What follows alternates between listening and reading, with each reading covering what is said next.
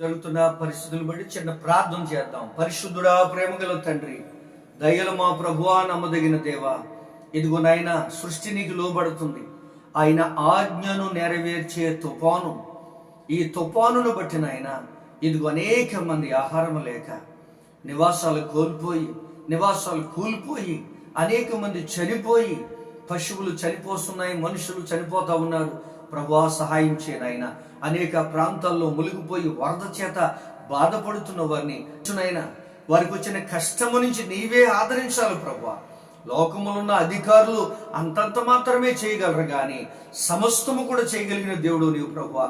ఆ దుఃఖముతో, బాధతో, ఆకలి కేకలతో, వేదనతో, వస్త్రహీనతతో బాధపడుతున్న వారిని ఆదరించునైనా, ధైర్యపరచునైనా, వారి సమస్యల నుంచి విడిపించి వారికి నీ కాపుదల దయచేసి నీ కృపను అనుగ్రహింప చేయమని నీ దీన సేవకుడిగా నీ ప్రజల